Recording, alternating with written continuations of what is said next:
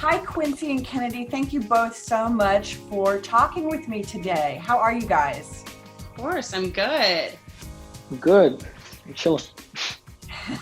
Kennedy, tell me what life is like. You just recently returned to New York. What does that feel like? Yes, it is good to get back to a little bit of normalcy. It's definitely not how I left it, but it's good to kind of get back in my own routine. Things are slowly starting to open up again, so it's a good sign. Fingers crossed that everything continues to keep opening up and we don't really have any bumps in the road. So everything's looking good right now, though. Oh gosh, I hope that's true. Quincy, you're here in Louisville where I am. Tell me, we had an interruption with COVID Yeah. and everybody kind Yeah. of focused on that. But what I'm noticing is that people are recognizing there has been about a 400-year interruption taking place that has come to Hmm. the front of the conversation, and they're Yeah. both urgent. So tell me your perspective on what's happening here at home right now. Um, Personally, for me, it's something that should have been happening in a conversation that shouldn't have taken a massive pandemic and a stay-at-home order on martial law for everybody to get what's going on for the past 400 years. We're talking about systemic oppression and how that's deeply rooted in America. And for my Black and Latino brothers and sisters out there, it has been going on for some time, really for minorities. And some people are either just now waking up to the fact and acknowledging it, or some want to feel like it's not going on. Police brutality, that's not real. But for me, going day to day, looking over my shoulder and developing a sixth sense ever since I was little, it's definitely been happening. Um, I'm curious, both of your thoughts on the fact that what you just said, Quincy, the fact that the pandemic has us all stuck to our homes in large part, devices in hands or news in face. It's kind of a fascinating alignment of stars to draw attention where everybody's just still for a minute, Yeah. that this outrage could rise up. Yeah, I mean, it's just kind of funny, all the timing. I mean, the timing is like perfect. Everybody has to talk about this, and we have to review it and think about it because there's nowhere else to go. Yeah, I think this is a really good opportunity to take this time. I mean, people really have no excuses right now as to not Yeah. educate themselves and to learn. You have more than enough time and so many resources available, especially right now. The least you can do is watch a movie, watch a documentary. You know what I Yeah. mean? Like, you don't have to be giving money. It's so simple to just educate yourself, read an article. People really have no excuses, and I hope that people are taking advantage of this time at home to be educating themselves and educating others who maybe are not educating themselves. Kennedy, how has, the outrage over Breonna's murder, has been discussed globally, and people Mhm. are rallying around Armand, George, Breonna, and Sandra, and everybody that came Yeah. before. How do you, as a woman of color, I don't know if you say black or white, we'll Mhm. talk about that next, but Yeah. how does that strike you to see this young woman, not much older than you? It's very overwhelming to see. I mean, I really caught myself in the first few days really distancing myself from my phone. I mean, I was so sick over it. I really couldn't even look at things. I mean, it's so emotional to see these things happening. I know that these things could be happening to my dad or my brother, and even me. So it's a lot to take in, but at the same time, I know that I can't not look at these things. These are things that I need to take advantage of being here, and I need to take advantage of the fact that I am in this moment, and I need to educate myself more. Your mom is white, your Mm-hmm. father is black. Um, where have you found your feet in the world, and how have you navigated being part of both worlds? Yeah. I mean, it's been definitely difficult. I feel growing up in Louisville, which is a majority white town. I was going to a Catholic school, majority white people. So I think that was kind of more difficult. I had this conversation with my dad actually a few weeks ago, just talking about racism and how he saw it, as he also grew up in Louisville. And he kind of told me, he was like, I have definitely had my fair share of racism, but I think the way that I hold myself and conduct myself has really helped me. And with that, I told him that I almost disagreed a little bit. I said, because of the fact that I was going to a school with majority white people, me being usually one of 2 to 3 Black people in my classes, I almost thought it was pretty hard putting myself out there and really being the minority. People saying just snarky comments, just little, like, oh yeah, Kennedy, but you're like very white for being Black. So just little subtle comments that's not a compliment. And I think that's how it's supposed to be meant. And it's really degrading who I am as a person and how I was raised.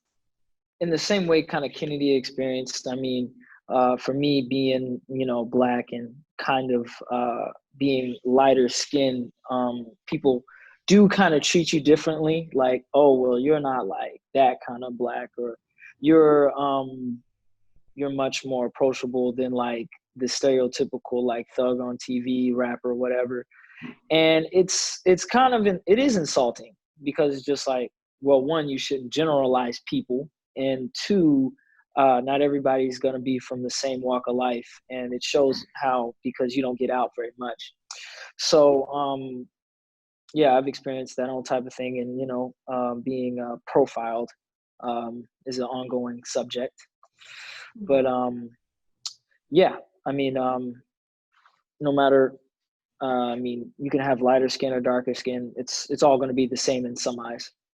What is the most essential thing that people who are resistant to the notion, let's just begin with Black Lives Matter, tell me how you perceive that conversation and why it needs to continue to be had. Kennedy, what do you do when you come up against somebody that says, all lives matter? I mean, the people that are saying that starts with the issue. And I really think that these are the people that we need to be educating. I mean, yes, all lives matter, but that's not the issue right now. These are Black Lives Matter. This is something that we have been working towards for hundreds of years, and it's just now starting to get its recognition that it deserves. And I really do think that these are things that we need to keep doing. This can't just be a movement. It needs to hold on for as long as possible, because these are things that so many people are so unaware of. And I think that a lot of people are like, well, I'm not racist. Like, I don't care. Like, it's fine. But that is the issue. No, you need to educate yourself more. There's no such thing as over-educating yourself, especially in this time. There's not enough information for you to know. Quincy, you had a big reaction as Kennedy was saying that. Tell me what your feelings are along these lines.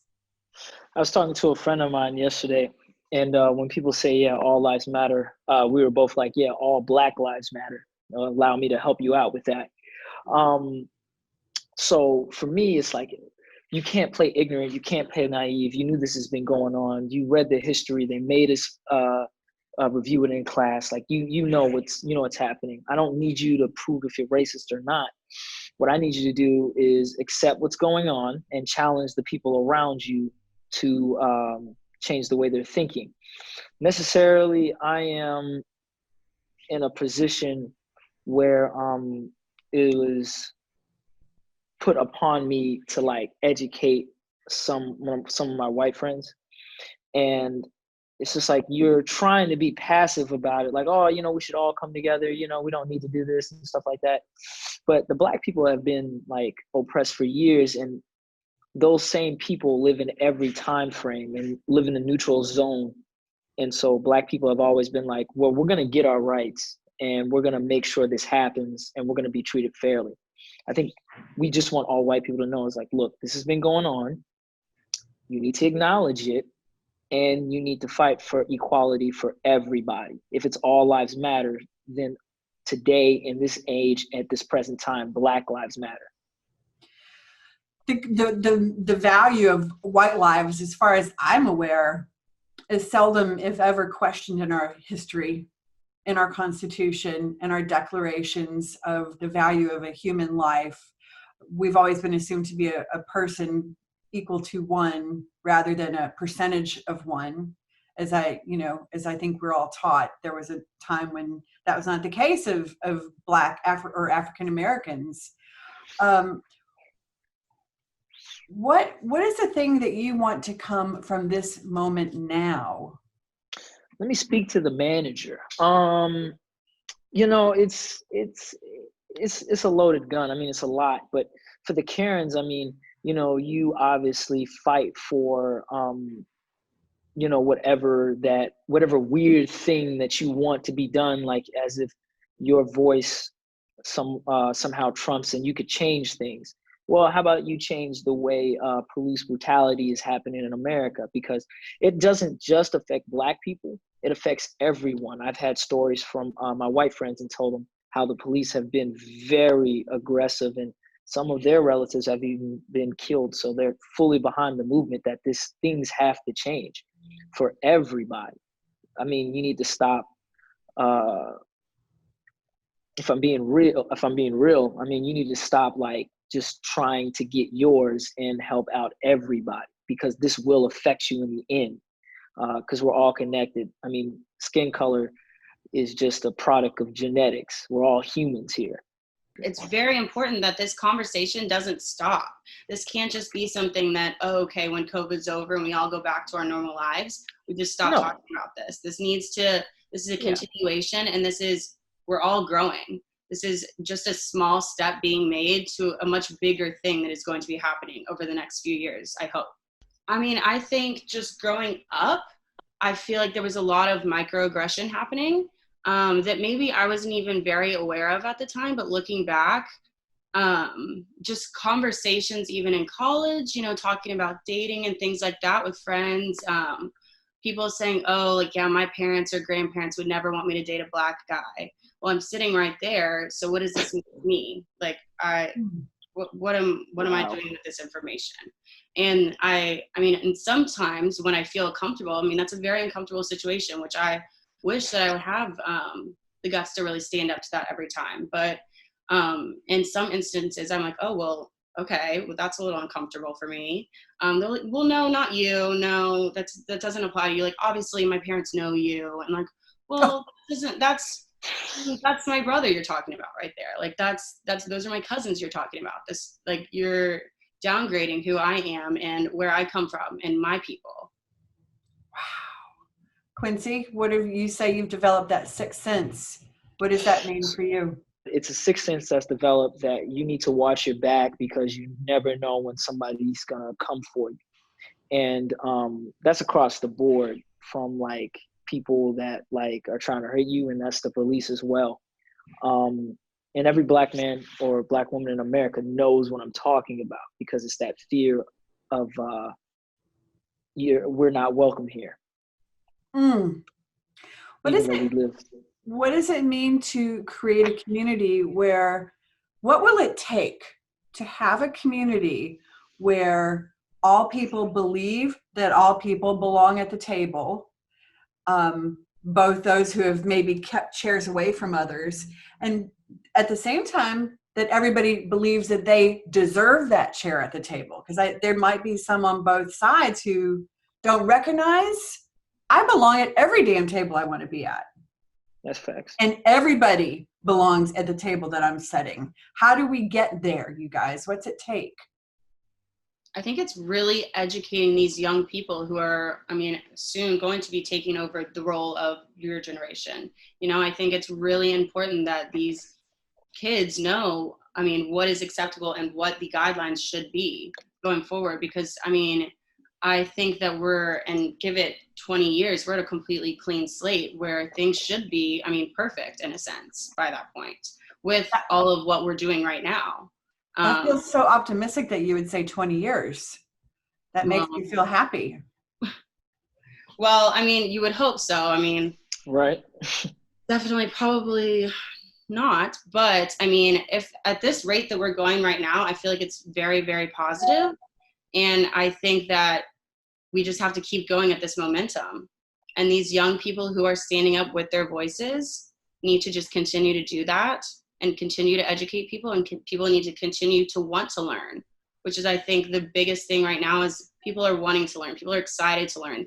They feel bad that they haven't learned. They're questioning their parents who haven't taught them. So they're really taking advantage of this time.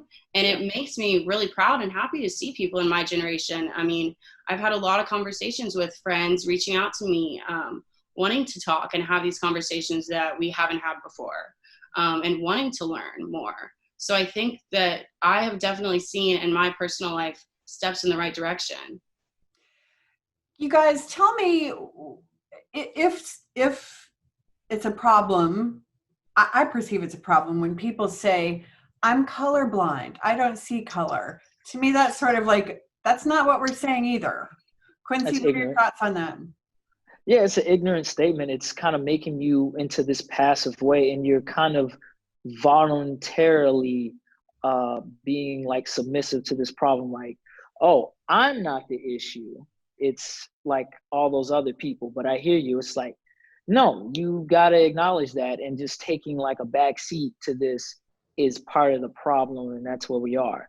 I mean, how often do we hear evil things happen when good men and women do nothing? So that statement, it's not sufficient anymore to me and to a lot of people.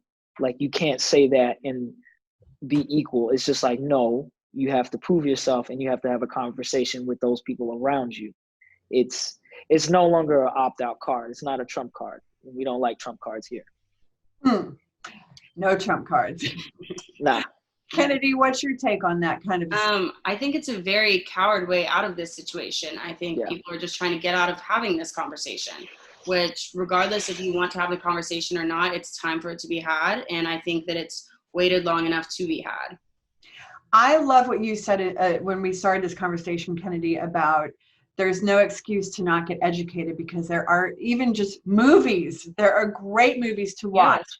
If somebody doesn't know, is there one or two that you have found particularly meaningful? I actually just watched The 13th, the documentary on Netflix, which I thought was amazing. I think that it's just such a simple way to educate yourself. Sit down for an hour and a half and watch a movie, right. Like, what's your excuse not to do that? I really do hope that these conversations that I'm having with friends, family, and just people around me that want to learn, I hope that we can have these open dialects of even them asking questions about my life. I would love to share with people and help them understand, because I think that part of the issue is people even think that as a biracial woman that I don't experience anything. And I know that what I experience is so, so slim to what other people are experiencing. But for that to even just be a little wake-up call to people is, I think, so important. It really shows the depth of the issue right here that we're at. And I really hope that these conversations are something we can keep having. Quincy? There's two things real quick. Kennedy, as a biracial woman, you never should have to pick between your white side or the black side. Both should be just come together and hug it out, because you are a human being and you need to be respected as such. And you don't have to choose. Your culture is your culture, and we all need to get with it. And no matter where you are, you need to be accepted. As far as America in general, what we have to do is start realizing that we're all from somewhere else. But here in America, you will always needed to be treated equal. And it is un-American to oppress and brutalize somebody, because that's freedom. And America has been always about freedom. So where's our freedom now? And, we need to start making changes, because I've seen the government act fast. And I need people to change their ideas about what they think about being Black in America is. And, change your ideals, change the way you think. Is there one thing, or there's probably many, many things, but could I ask you to do me the favor of giving me an essential piece of knowledge that I can carry forward, how I can personally be better at addressing America's racism and acknowledging my role? I got a couple of things. So I think one thing that you definitely can change is just because somebody looks a certain way and acts a certain way doesn't mean they are a certain way. I mean, too many times, that's how kind of racial profiling happens. It's just like, oh, he looks suspicious, or he looks like this one guy that I know. That's not true. I mean, if you were judged like that, where you went, you would start to feel alienated and different. And people think you're all figured out. So stop doing that. Thank not you. Just for, not just, just to be a good person, but because you live a better life like that. And you might meet somebody along this road that could really help you out and understand something. Thanks, Quincy. No Kennedy, problem. get real with me. I just think, just going off of what Quincy said, just really going forward with no judgment towards people. It's not something we don't need to prejudge people. It's never done any good. Obviously, it's not working. And I really think starting with a clean slate and just looking at a person for who they are, besides the color of their skin, is just, and it's such a basic, simple thing that why are we not already doing that? But I really think that is just such an important thing that, every white American should be doing, especially right now. Yeah, because we are Americans, all of us. That is a perfect place to end this conversation. Although maybe you guys would consider coming back and talking with me in 6 months, and let's see where we are. Absolutely. I just want to express my sincerest gratitude to both of you and tell you that I respect and admire and appreciate and love you both very much. And I'm always here to support you and to learn from you. Thank you so much. Thank you. Thank you all. I love you. Love you. Love you. I'm glad to see you both soon again. Absolutely. Right. Bye. Bye.